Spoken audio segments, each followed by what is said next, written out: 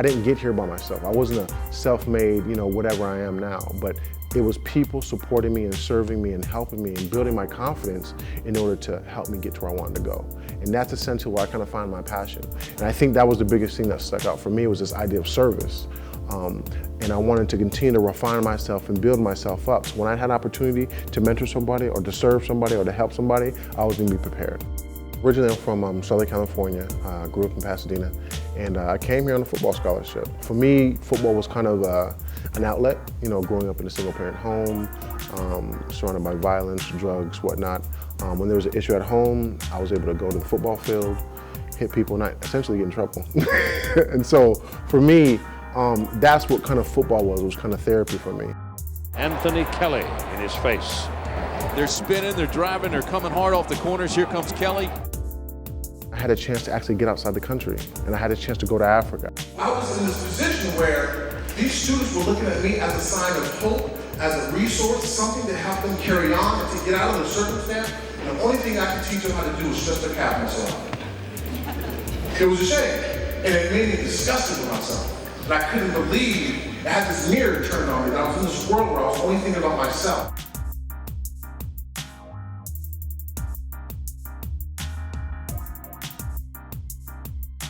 What am I doing with this incredible scholarship and this opportunity to be at a Research One institution? And that's when I almost found myself so disappointed with how I was limiting myself.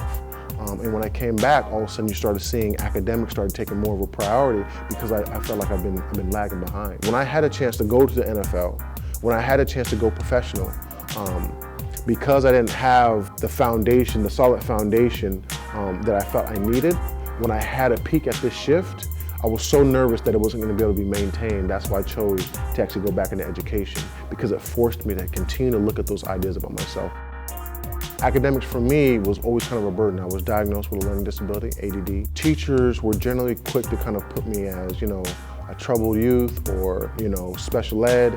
And so I never really got the attention or the learning structure that I needed to really ultimately thrive in academics. And so for me, academics was more of a burden and more of a chore than anything else. It wasn't an asset, it wasn't something that I looked at to help better develop who I was.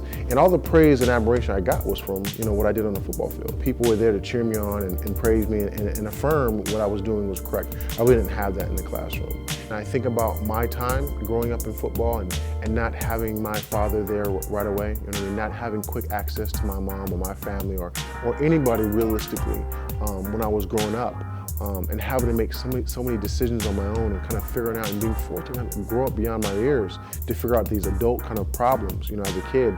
I know it could be very stressful and it can be very daunting on a young mind that doesn't have that space to actually be young.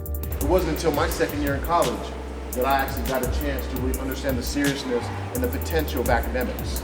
So somewhat, even though I have my master's and whatnot, I still feel like I'm catching up.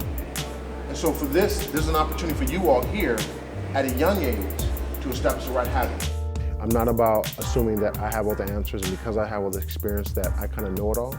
I'm still trying to figure it out. And I just have the confidence to share my story. And I have the confidence to share my struggles.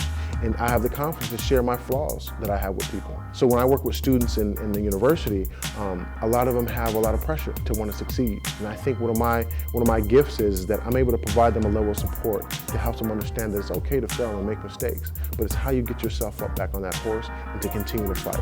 And that's essentially what my life has been. I was kind of left on my own to make these decisions. I was kind of navigating this life kind of on my own until I got to the university. So I've experienced failing a test or making a bad decision or having to live with some tough consequences, constantly trying to find new ways to fight and to never give up, you know what I mean? I'm not making millions of dollars, but I have a comfortable living and I'm doing work that I love to do every day.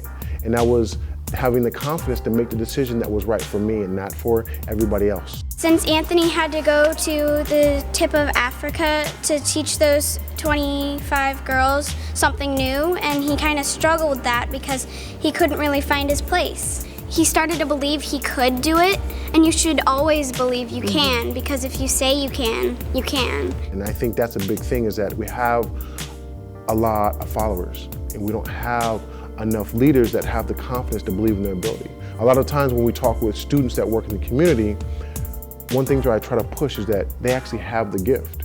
And the more they engage in this academic process, the more they ask the questions, the more they struggle through this process in writing and reading and math and science and these different fields, the more they're going to understand what their niche is.